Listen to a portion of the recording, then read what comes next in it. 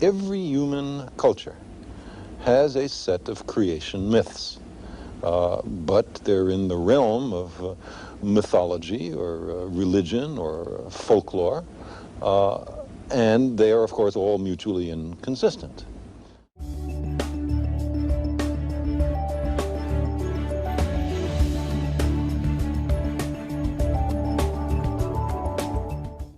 The great thing that is happening in our time is that we are able, through a method which can actually make some progress towards the real universe out there, to find out something about origins, and this is the scientific method applied to the science of cosmology.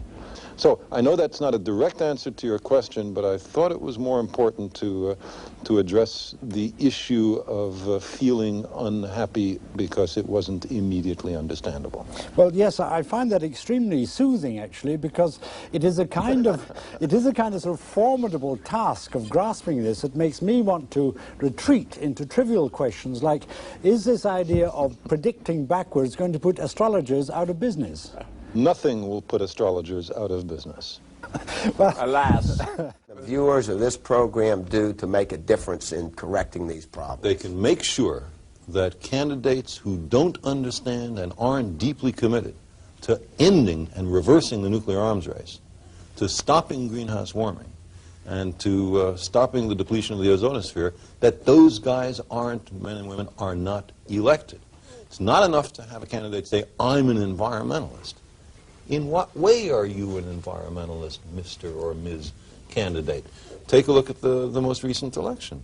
There we had a candidate who said that he was an environmentalist. He, in contrast to the previous 8 years, where we had an uncompromising anti-environmentalist in the White House, okay, now there's a president, Mr. Bush, who at least acknowledges that there's a problem. We didn't even know that from listening to Mr. Reagan. But if you look at Mr. Bush's budget, we see not a hint of any real commitment to the environment. So I say, in a democracy, that's the most important thing a person can do. There are a lot of other things a person can do. You can plant trees. Every individual can plant trees. That's something that's very constructive. You can boycott industries which are irresponsible on global warming and on chlorofluorocarbons. There are many things people can do, but they have to understand the issue before they can do those things. Well, The story of Noah's Ark is, of course, a story. The books of the various great religions, Buddhist, Hindu, Islamic, Jewish, Christian, and many others, are filled with stories. That doesn't mean we are to interpret them literally, and there are all sorts of problems with the Noah's Ark story, one of which is kangaroos. How did the kangaroos get to Australia, if you literally believe the story of Noah's Ark? So I'm sure you meant that in a light tone, and my response is likewise. How to keep kids in school? Well, kids, I believe, are fundamentally very smart. And if they see school being taught by people who themselves are not interested in it, people who cannot do very well at teaching, if what they're being taught has no practical application, then why should they do it? So, for example, there's an awful lot of kids graduating high school who go into entry-level jobs in the service economy, waiting on tables, slinging hash, and so on. Now, do they get more money if they were good in second-year algebra? The answer is no. And they understand that. If there were more jobs that required this kind of education, there would be more kids who would go into that kind of education with some enthusiasm. If there were a connection between how well you did in school and how fast your salary increased later, as there is in many countries, kids would be much more interested. Well, it's certainly what I'm talking about in the demon-haunted world. My feeling, Charlie, is that it's not that pseudoscience and superstition and New Age so-called beliefs and fundamentalist zealotry are something new. They've been with us for as long as we've been human. But we live in an age based on science and technology with formidable technological powers. Science and technology are propelling us forward at accelerating rates. That's right. And if we don't understand it, by we I mean the general public, if it's something that, oh, I'm not good at that, I don't know anything about it, then who is making all the decisions about science and technology that are going to determine what kind of future our children live in? Just some members of Congress? But there's no more than a handful of members of Congress with any background in science at all. And the Republican Congress has just abolished its own Office of Technology Assessment, the organization that gave them bipartisan, competent advice on science and technology. They say, we don't want to know. Don't tell us about science and technology. Surprising, because Gingrich is genuinely interested, I think, in these kinds of things as a, you know, out of his own intellectual curiosity. Does the president still have a science advisor? He does, John Gibbons, and the vice president is scientifically literate. Yes, scientifically, a science maven. I mean, you blast them all: creationist, Christian scientists who you say would rather allow their children to suffer than give them insulin or antibiotics. Astrologers come in for particular scorn on your part. Well, I would say scorn, just derision. Derision. A more generous version of scorn. But what's the danger of all this? I mean, you know, this is not the thing that... There's two kinds of dangers. One is what I just talked about, that we've arranged a society based on science and technology, in which nobody understands anything about science and technology, and this combustible mixture of ignorance and power, sooner or later, is going to blow up in our faces. I mean, who is running the science and technology in a democracy if the people don't know anything about it? And the second reason that I'm worried about this is that science is more than a body of knowledge. It's a way of thinking, a way of skeptically interrogating the universe with a fine understanding of human fallibility. If we are not able to ask skeptical questions, to interrogate those who tell us that something is true, to be skeptical of those in authority, then we're up for grabs for the next charlatan, political or religious, who comes ambling along. It's a thing that Jefferson lay great stress on. It wasn't enough, he said, to enshrine some rights in a Constitution or a Bill of Rights. The people had to be educated, and they had to practice their skepticism and their education. Otherwise, we don't run the government. The government runs us. You know, we humans come and go and briefly set foot on the stage and then exit. And but that's just very small potatoes compared to what the Earth is involved with and knows about. I think the essence of the scientific method is the willingness to admit you're wrong, the willingness to abandon ideas that don't work, and the essence of religion is not to change anything. The supposed truths are handed down by some revered figure, and then no one is supposed to make any progress beyond that, because all the truth is thought to be in hand. I'm really talking about setting an agenda for the future.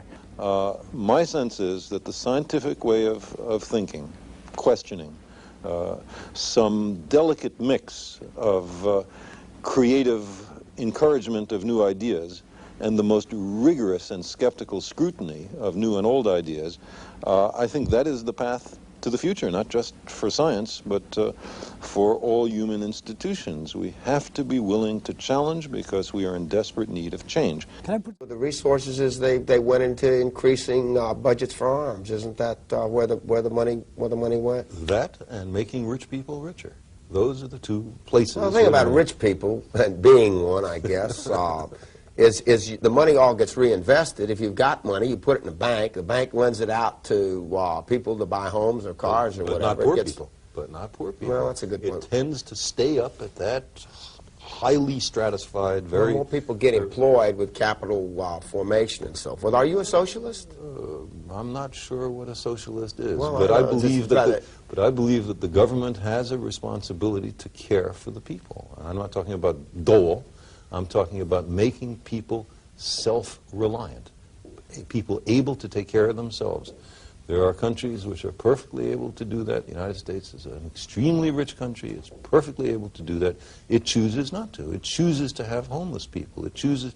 We are 19th in the world in infant mortality. 18 other countries save the lives of their babies better than we. How come? They just spend more money on it. They care about their babies more than we care about ours. I think it's a disgrace.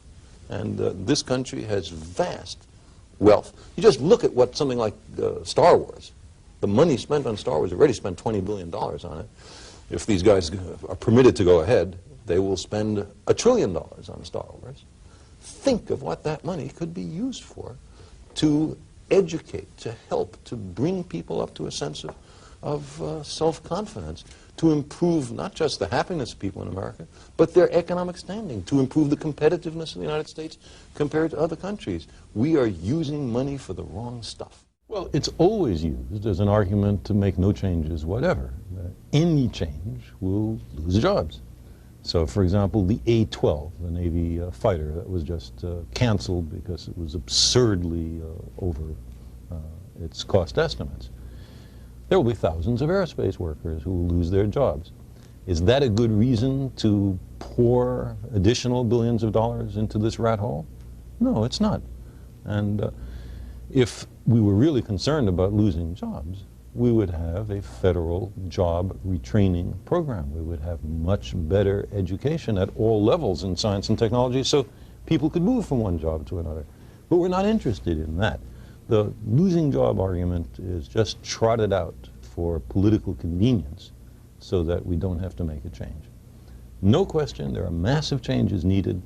Other countries seem perfectly able to make those changes, but we are not. Imagine a room awash in gasoline, and there are two implacable enemies in that room. One of them has 9,000 matches. The other has 7,000 matches. Each of them is concerned about who's ahead, who's stronger. Well, that's the kind of situation we are actually in. The amount of weapons that are available to the United States and the Soviet Union are so bloated, so grossly in excess of what's needed to dissuade the other, that if it weren't so tragic, it would be laughable. What is necessary is to reduce the matches and to clean up the gasoline. The system was a lot more traffic in it than there is now. And a lot of that debris we know from the exploration of Halley's Comet, for example. Comets are very rich in organic matter. So the stuff of life was falling on the Earth. Now, is that the hand of God or not? Well, if you believe in God, God established the physical laws of the universe, and chemistry is a consequence of physics, so all those molecules that led to life were made by God. It's possible to believe that. I'm not opposed to that idea, but I just say there is no evidence for it. And where there's no evidence, I say keep an open mind. Don't commit yourself in the absence of compelling evidence. And you can see it. This is, it looks like more than a dot, but it is in fact less than a pixel, a single picture element in size. In this color picture you can see that it is slightly blue, and this is where we live, on a blue dot. Astronomy has always been said to be a humbling experience. And I think these pictures underscore that point. And the next slide. Oh, no, it was lightning fast. Can we go back to that? That's it. So here are the 6 of the 9 planets imaged in this portrait. The 3 smallest planets, Mercury, Mars, and Pluto, we were unable to photograph. The appearance of the Earth in this pseudo sunbeam is just an accident. It was no special significance is to be attributed to a beam of light lighting it up. All, of course, are in reflected sunlight. Well, on that blue dot, that's where everyone you know and everyone you ever heard of and every human being who ever lived out their lives. It's a very small stage in a great cosmic arena. And again, just speaking for myself, I think this perspective underscores our responsibility to preserve and cherish that blue dot, the only home we have.